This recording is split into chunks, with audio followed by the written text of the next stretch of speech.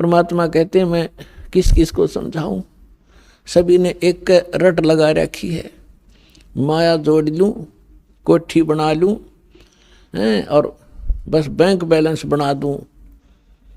परमात्मा कहते हैं ये भांग पी रखी तुमने काल की।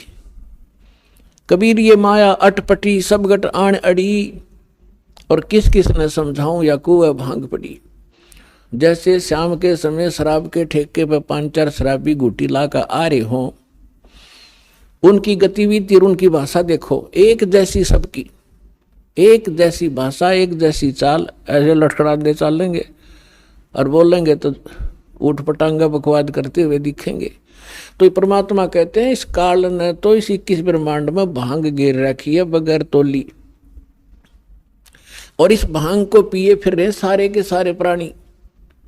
और जिसको भी ज्ञान की चर्चा की जाती है न्यों का किसने देखा फिर देखेंगे, फिर के देखा कल मृत्यु हो जाएगी, खाक देखेगा फिर। परमात्मा कहते हैं काल करे सो आज करे, आज करे सो अब, और पल में प्रलय हो जाएगी, फिर करोगे कब। अब यहां की व्यवस्था बता रहे हैं परमात्मा कि पतझड़ आवत देख कर बन रोवे मन माही, ऊंची टहनी पात थे वो आज पीले हो जाही। पात जड़नता यूं कहे सुन भई तरवर राय, अब के बिछुड़े नहीं मिले न जाने कहाँ गिरेंगे जाए। तरवर कहता पात से सुनो पात एक बात, यहाँ की याहे रीति है एक आवत एक जात। पुण्यात्माओं परमात्मा ने ना जाने कितने उदाहरण दे दे के हमारी यह भांग उतारनी चाहिए। अब क्या प्रमाण देते हैं कि जैसे पतझड़ के दौरान सभी वृक्षों के पत्ते पीले होकर झड़ना शुरू हो जाते हैं और सभी गिर जाते हैं, और तुरंत ही कोपल फूट आती हैं, और 10, 15, 20 दिन में वो फिर पत्ते बनकर 1 वर्ष वो फड़ करके मस्ती मार लेते हैं, और फिर बीच में भी आंधी तूफान से टूट जाते हैं, और समय आने पर तो सब ने गिरना ही गिरना है।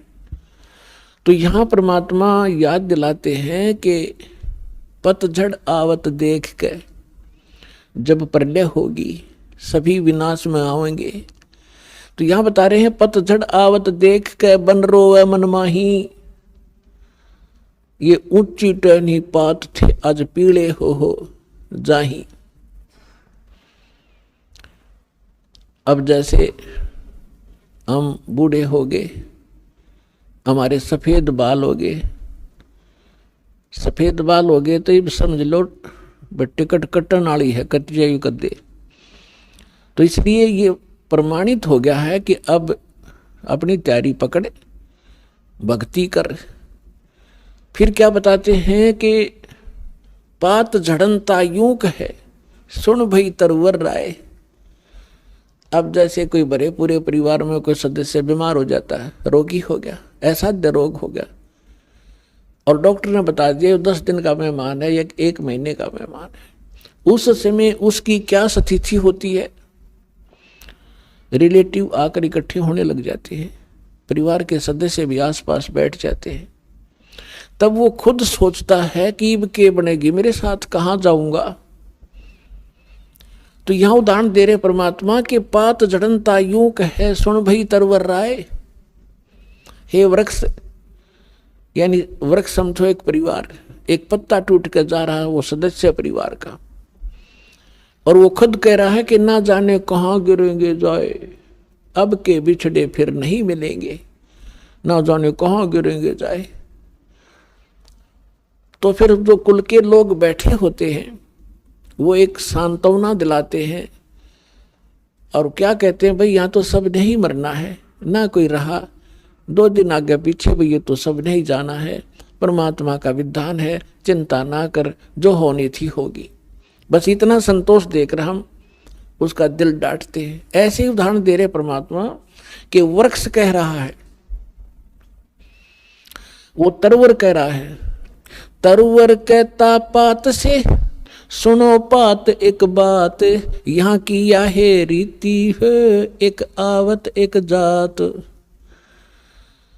दादा मर गया, पोता पैदा हो गया, 50-60 वर्ष वो पोता नाच कूद लेगा, फिर वो मरेगा, उसका पोता तैयार हो गया। तो परमात्मा कहते ये क्या जीवन है तुम्हारा, तुम इसी को फाइनल मान लिया। इसका एक विकल्प है, अभी तक नहीं था, अब इसका अल्टरनेट प्राप्त है, फिर इसको ग्रहण करो। जब तक हमारे साथ धोखा हुआ सो हुआ, अब तो सतर्क हो जाओ। ये जीवन नहीं है, ये संसार ठीक नहीं है, ये आपका नहीं है। काया तेरी है नहीं, ये माया कहाँ से हो, चरण कमल में ध्यान रखो हो, इन दोनों को खो। जब तेरा शरीर तेरा नहीं, मूर्ख तो कोठी और बंगलो नारी बैंक बैलेंस ना अपना क्यों कर मान बैठा, या बुद्धि कहाँ भ्रष्ट हुई तेरी। जब काया तेरी है नहीं, ये माया कहाँ से हो, चरण कमल में ध्यान रखो, भगवान की भक्ति करते रहो। तेरे पास माया है, इसको सदुपयोग कर, इसका अहम मत बना, इसमें ममता मत रख, या तेरी नहीं है। ऐसे समझ ले जैसे होटल में जाकर रेस्टोरेंट में कोई सेठ व्यक्ति रह रहा है, वहाँ की कुर्सी मेज पलंग टीवी सारा कुछ उपलब्ध है, आपको एसी लगा है, कूलर लगे हैं, पंखे लगे हैं, ट्यूब हैं, आप उनको प्रयोग कर रहे हैं, करते रहो, क्योंकि आपका जो रेंट लग रहा है, किराया चलते समय आपका नहीं है। वो कहते उन कुर्सियां ना अपने समझ बैठे और उस टीवी ने ठा के चालन दे, कोई नहीं जान देगा वहां से। तो ऐसे ही संसार में रहिएगा आप एक होटल की तरह, जैसे होटल में आप रह रहे हो उसी सुविधा आपको प्राप्त है, लेकिन जो मूल उद्देश्य है आपका उस होटल में रहने का, वो मत भूलिए। होटल में कौन जाता है, रेस्टोरेंट में? जैसे व्यापारी लोग गए दूर देश में जाकर वहाँ होटल में धर्मशाला में कमरा किराए पर ले लिया, उद्देश्य क्या उनका जाने का? क्या उन कुर्सी मेज पलंगों पर लेटा रहने का थोड़ा ही है। उसका उद्देश्य है कि मैं बिजनेस करूं, अच्छा सौदा खरीदूं और बेचूं और धनी होकर के लाभ प्राप्त करके मैं धनी बनकर वापस लौटूं। तो जो सेठ साहूकार जो पूंजी लेकर गया था, उस पूंजी से उसने सौदा किया और दुगने तिगने चुगने करके अपने घर पे आ गया, तो साहूकार कलाया। और उसका दूसरा साथी उतने पैसे पूंजी लेकर गया था, वो सारा दिन मस्ती मारता रहा, घुटी छुटी लावर सो जावे, और उन सारे सोफे और पलंग को अपना मान बैठा हो नशे में। जब उसकी पूंजी नष्ट हुई, जो ले गया था सौदा करने के लिए, तो उसके बाद उसको धक्के मारकर बाहर निकाल दिया गया रेस्टोरेंट से, क्योंकि वो कंगाल हो गया। और जो उद्देश्य लेकर गया था वो किया नहीं, तो वो फिर मजदूर लगता है आके किसी साहूकार के। इसके विषय में परमात्मा हमें याद दिलाते हैं, ये सौदा फिर नहीं संतो, यो सौदा फिर नहीं, ये सौदा फिर नहीं रे संतो, यो सौदा फिर नहीं। लोहे जैसा ताव जात है, लोहे जैसा ताव जात है, काया दे सराही रे संतो, यो सौदा फिर नहीं। 3 लोक और भवन चतुर्दश, 3 लोक और भवन चतुर्दश, सब जग सौदे आही रे संतो, यो सौदा फिर नाही। ये सौदा फिर नाही रे संतो, यो सौदा फिर नाही। दुगने तिगने किए चौगने, दुगने तिगने किए चौगने, और किन्हू मूल गवाई रे संतो, यो सौदा फिर नाही। यो सौदा फिर नाही रे संतो, यो सौदा फिर नाही। यो तम टूटे पिंडा फूटे, ये दम टूटे पिंडा फूटे, हो लेखा दरगाह माही रे संतो, यो सौदा फिर नाही। ये सौदा फिर नाही रे संतो, यो सौदा फिर नाही। जा दिन की मोए डरनी लागे, जा दिन की मोए डरनी लागे, लज्जा रे अकनाही रे संतो, यो सौदा फिर नाही। यो सौदा फिर नाही रे संतो, यो सौदा फिर नाही। फिर बताते हैं कि कुल परिवार तेरा सकल कबीला, कुल परिवार तेरा सकल कबीला, मसलत एक ठराही रे संतो, यो सौदा फिर नाही। बांध पिंजड़ी आगे धर लिया, बांध पिंजड़ी आगे धर लिया, फिर मरहट में ले जाई रे संतो, यो सौदा फिर नाही। यो सौदा फिर नाही रे संतो, यो सौदा फिर नाही। अग्नि लगा दिया जद लंबा, अग्नि लगा दिया जद लंबा, फूक दिया उस ठाई रे संतो, यो सौदा फिर नाही। यो सौदा फिर नाही रे संतो, यो सौदा फिर नाही। पुराण बांध फिर पंडित आए, पीछे गरुड़ पढ़ाई रे संतो, यो सौदा फिर नाही। यो सौदा फिर नाही रे संतो, ये सौदा फिर नाही। प्रेत शिला पे जा बिराजे, प्रेत शिला पे जा बिराजे, पितरों पिंड बराई रे संतो, यो सौदा फिर नाही। यो सौदा फिर नाही रे संतो, यो सौदा फिर नाही। बहुर श्राद्ध खान को आए, बहुर श्राद्ध खान को आए, काग भयो कुलमाई रे संतो, यो सौदा फिर नाही। यो सौदा फिर नाही रे संतो, यो सौदा फिर नाही। नरसेती तू पशुआ की जय, नरसेती तू पशुआ की जय, गद्दा बैल बनाई रे संतो, यो सौदा फिर नाही। यो सौदा फिर नाही रे संतो, यो सौदा फिर नाही। ये 56 भोग कहाँ मन बोरे, 56 भोग कहाँ मन बोरे, कित कुरडी चरणे जाई रे संतो, यो सौदा फिर नाही। यो सौदा फिर नाही रे संतो, यो सौदा फिर नाही। जय सतगुरु की संगत करते, जय सतगुरु की संगत करते, यो सकल कर्म कट जाई रे संतो, यो सौदा फिर नाही। यो सौदा फिर नाही रे संतो, यो सौदा फिर नाही। अमरपुरी पर आसन होते, अमरपुरी पर आसन होते, जहां धूप न छाई रे संतो, यो सौदा फिर नाही। यो सौदा फिर नाही रे संतो, यो सौदा फिर नाही। अपनात्माओं, इस वचन में अमृतवाणी के अंदर आदरणीय गरीबदास साहिब जी ने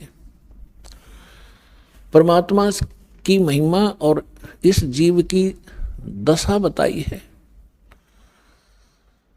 जैसा भी आपको एग्जाम्पल दिया था कि एक दो साहूकार पैसे लेकर गए थे उद्देश्य बिजनेस बढ़ाने के लिए, एक ने उद्देश्य पूरा किया, एक ने घुट्टी लाई सो गया।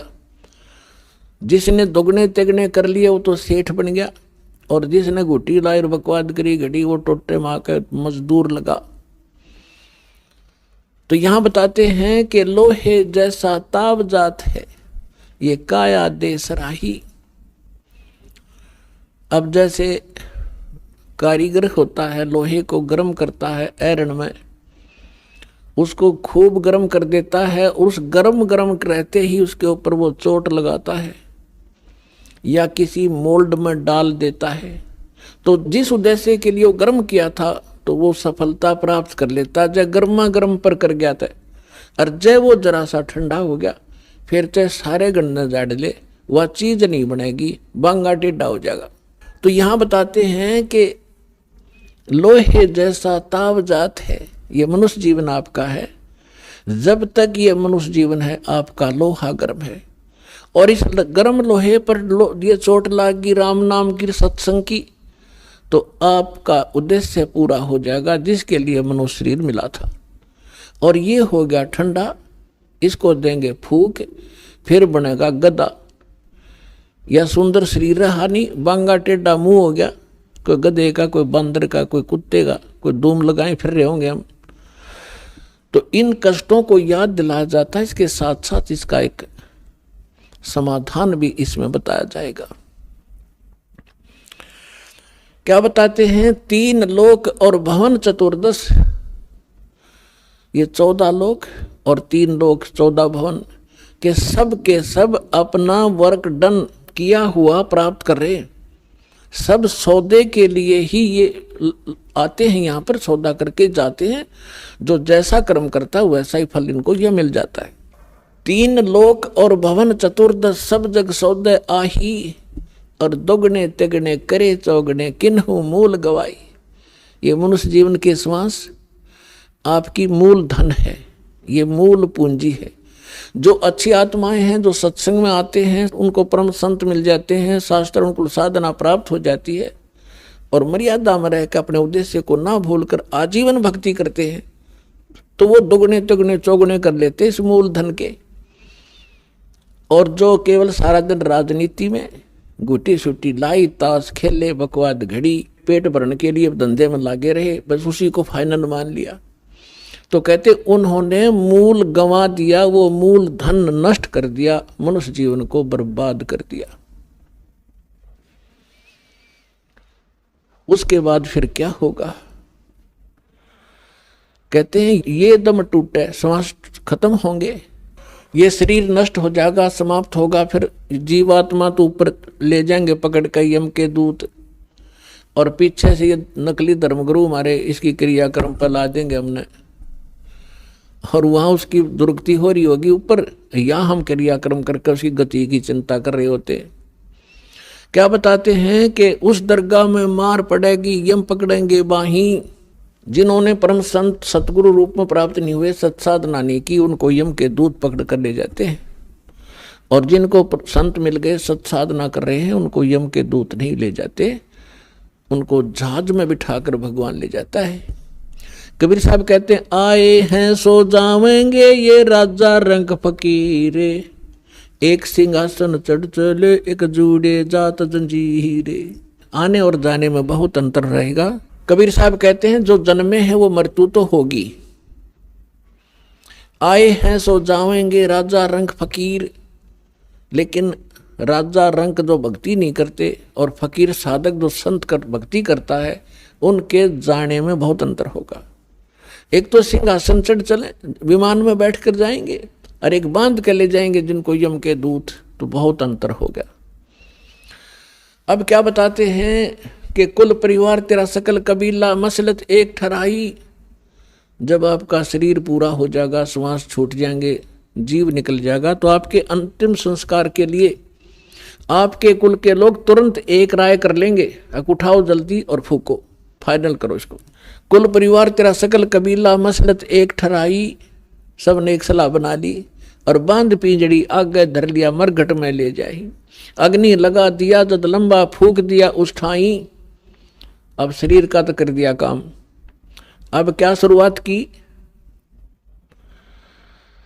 गुरुजी आए, कहते हैं पुराण उठा के, फिर पंडित आए, कहते गुरु पुराण का पाठ कराओ इसका। परमात्मा कहते हैं जीव चला गया, माटी फूक दी, अब क्या रहेगा तुम्हारे पल्ले? अब गुरु पुराण का पाठ कराते हो, उसको कौन सुनेगा? थारे गुरु पुराण ने। और क्या लिखा उस गुरु पुराण के अंदर? गुरु पुराण को अगर पढ़ाना था तो उसके जीते जी पढ़ाना चाहिए था।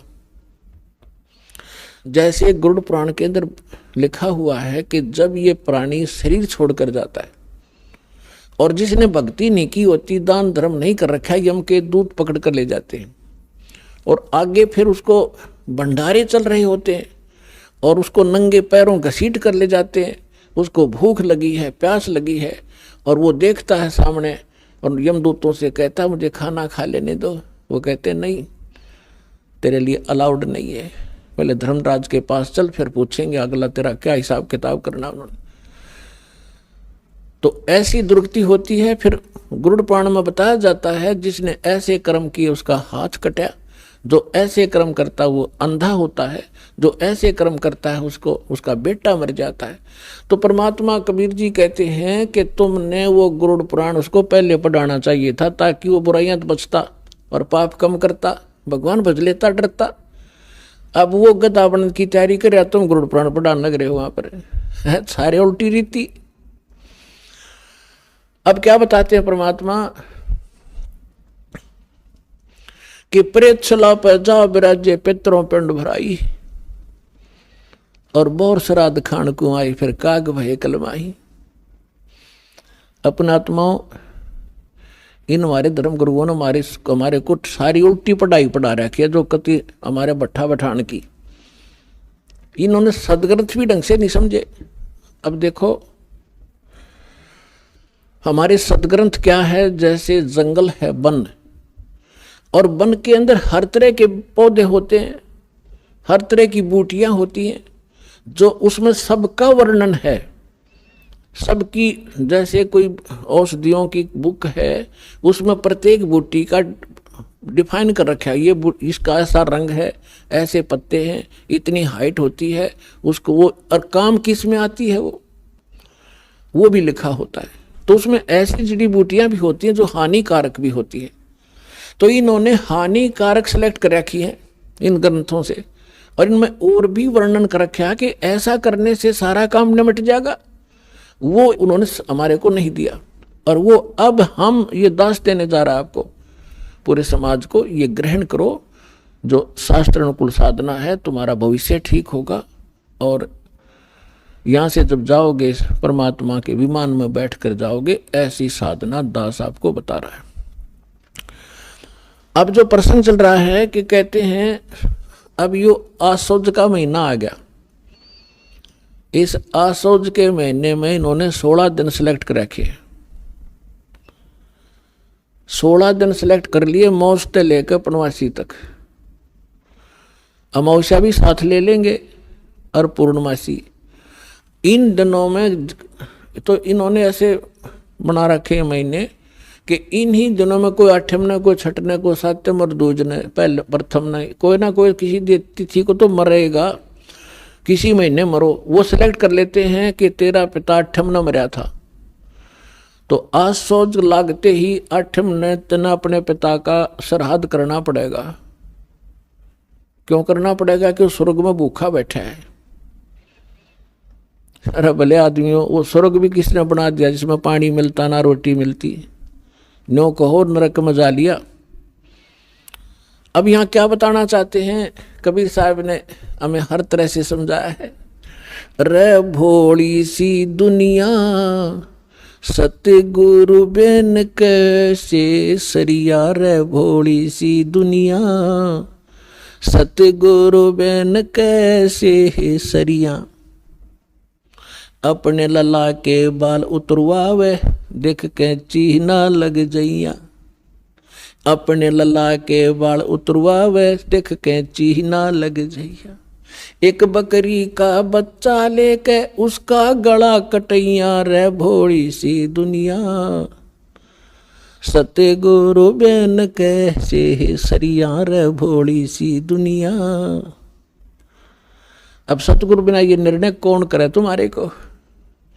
बुढ़िया लेकर जाओगी गुड़गाम आड़ी पे अपने पुत्र व दो नर पोते ने। वहां एक नाई बैठा होता है और हमारे गलत धारणा पैदा कर रखी है कि ये पहले बाल वहां कटवाओ अपने इष्ट दाम पे। और वो नाई जब बार 5 रुपया में बाल कटते होंगे ना, वो 20 मांगेगा, क्योंकि उसने पता है मजबूरी में यहाँ पे देंगे। सबको जल्दी होती है। तो बुढ़िया कहेगी नाई के ने ले बे नाई के मेरे पोते के बाल तार दे, माता का चढ़ाऊंगी। अब वो नाई लागे पिनान कैची ने जल्दी जल्दी क्यों ना घने काटने हो ना उस दिन तक। तो बुढ़िया ने कहेगी रे ध्यान दे काचा सिर से मेरे लला का, कहते कैंची लाग जाए बेटा दर्द होगा इसके। अब परमात्मा कहते हैं अपने लला के बाल उतरवावे देख कैंची ना लग जइया। एक बकरी का बच्चा लेके उसका गला कटैया, रे भोली सी दुनिया। एक बकरी का बच्चा लेकर बलि चढ़वा दिया, वो किसी का बालक ही नहीं था। अब पुण्यात्माओं, अब बच्चे नहीं हो आप, बुद्धिमान समाज है, सदग्रंथ हमारे पास है। इस तराजू से तोल के देखियो तत्व ज्ञान से और पुरानी साधनाओं को। अब वो क्या करेगी माई? नाई के ने काट दिए बाल किते दे दिए उसके हाथ में, ले बुढ़िया। बुढ़िया जाकर चढ़ाओगी मंदिर में मंदिर में बैठा पुजारी उसने उठा होगा और कट्टे में ठोक देगा, और सांझ ने उस बोरी ने करोड़ियां पे फेंक देगा बाड़ा ने, और गुना बैंक में जमा करा होगा वो, उसने बाहर ही फेंकने हैं, आप कटवा के कितना डालो, इसमें कोई बात हुई है? तो ये हमारे को डर पैदा कर रखा था। कहते देवी रूठ जा, तुम्हारा ईष्ट रुष्ट हो जा। अब क्या बताते हैं परमात्मा, रे भोली सी दुनिया सतगुरु बिन कैसे सरिया, रे भोली सी दुनिया सतगुरु बिन कैसे सरिया। फिर क्या बताते हैं भाई, कच्चा पक्का भोजन बना के माता धोकने गैया, कच्चा पक्का भोजन बना के माता धोकने गैया, उस माता ऊपर कुत्ता मुते वो क्यों ना मर गैया, रे भोली सी दुनिया सतगुरु बिन कैसे सरिया। हमने देखा हमारी दादी माता धोकन की तैयारी कराया करती, जब हमारी ताई चाचियों को कहती थी माता को कि माता का भोजन बनाओ जल्दी, वो देर कर देती तो इन्हों के बना दे फटाफट। उन्हें पता था बुढ़िया ने कुत्ता ने खाना, और बड़ा माता खाओगी उड़े कि साहब बना दो जल्दी देर हो है। अब कच्चा पक्का बना के पूरे, और वहाँ जाती जहाँ पर वो माता का बना रखी थी एक मड़ी सी, अब वो बुढ़िया तो माता पर पूड़े चढ़ा के, और उसके नीचे भी ना उतरती, इतने 4 कुत्ते चढ़ले चुकर देते, माता के उसे डिनर ने खावे और चलते हैं उसको प्रमोद खावे वो माता के सिर पे। अब परमात्मा कहें जिसको तुम पूजने गए थे इसी सक्षम थी तो कुत्ते की टांग क्यों ना तोड़ दी उसने, उसके सिर पर मूत रहा है। तो पुण्यात्माओं, ये जो साधनाएं हम किया करते थे आज हमें हंसी आवे है, और रोना आ रहा है कि हमारे पूर्वज नाश कर गए अपने जीवन का इन मूर्खा के बहकाए हुए। अब क्या बताते हैं परमात्मा, अब देखो हमारा कोई परिवार का सदस्य मृत्यु को प्राप्त हो जाता है, तो सबसे पहले वो क्या करते हैं कि इसके फूल उठाओ। क्या करोगे? गंगा में डाल के आएंगे, किस लिए? गति हो जाएगी, इसकी गति कराएंगे। अच्छा, उठा लिए, गंगा में डाल आए, फिर कहा कि इसकी 13वीं करो। 13वीं किस लिए? कि गति करावांगे। अच्छा, 13वीं कर दी, फिर महीना करो। पहले तो बड़ा सांका था, एक साल तक प्रत्येक महीने गति कराया करते, और 1 साल में फिर न्यारी गति कराया करते, कदे 6 माहिर, फिर साल के अंदर वर्षों। ये सारा कुछ कर दिया, फिर कहने लगे श्राद्ध शुरू करो। किस लिए? कि उसकी गति करावेंगे। फिर पिंड भरुआ काओ, किस लिए? कि गति करावांगे। परमात्मा कहते हैं कहाँ छोड़ दिए लाके। अब क्या बताते हैं, जैसे श्राद्ध बावेंगे, हमने सब ने पता, अपने भी पता, हमने भी खूब ये डले डो रखे हैं। पंडित जी आवेगा, भोजन बनावेगा, और फिर सबसे पहले कहेगा छत पर रख दो। किस लिए? कि हो सके तुम्हारा बाप कौवा बन गया हो, और कौवे ने भोग ला दिया, समझ लो भोग ला गया तुम्हारे पिता को। क्यों? कौवा बना हुआ है। बता, लागे थे गति करान, कौवा बना के छोड़ दिया।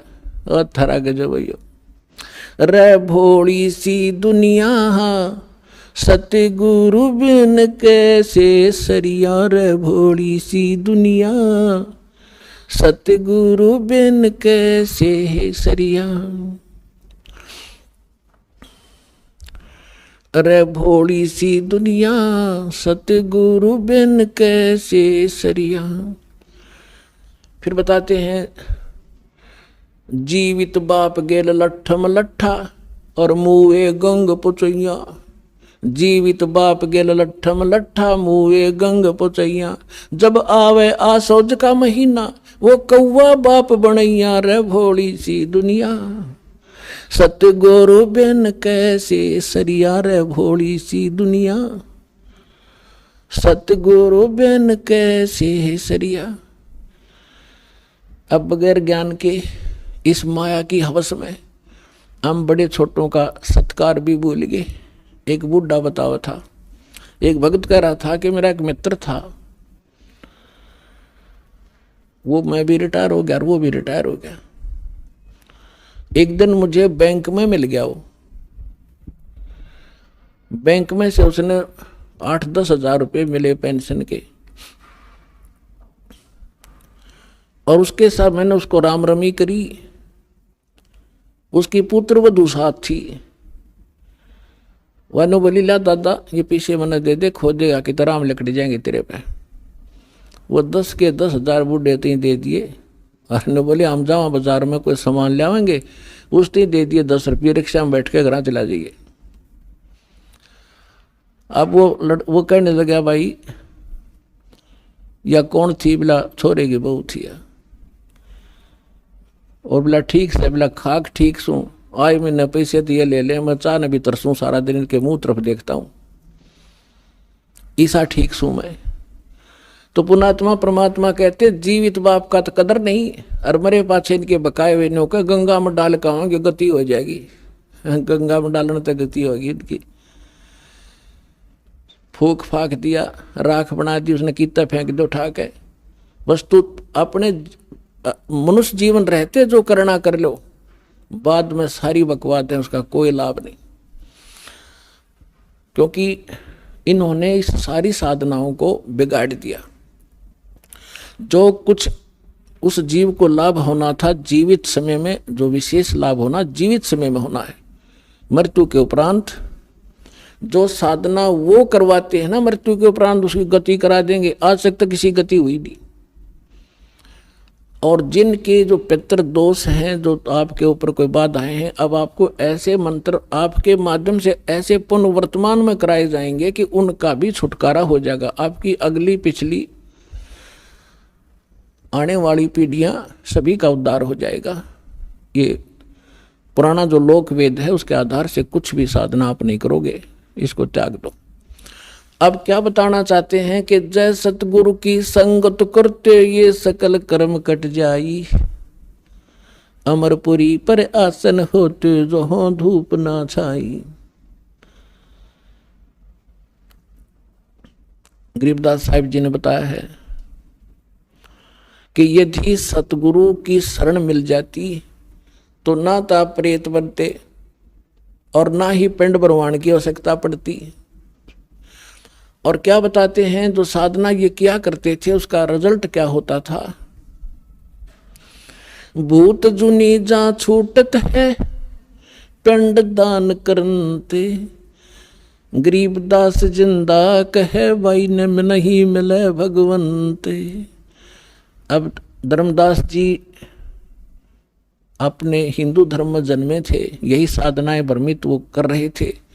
तो परमात्मा ने उनको समझाया था कि जो तुम पिंड दान करते हो उससे भूत जूनी छूट सकती है, लेकिन भगवान नहीं मिल सकता।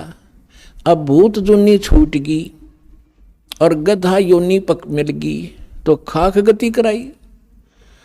बस न्यो कहें कि हमारा पीछा छूट गया। बाबू से क्या करता, पिताजी घना दुखी करे था।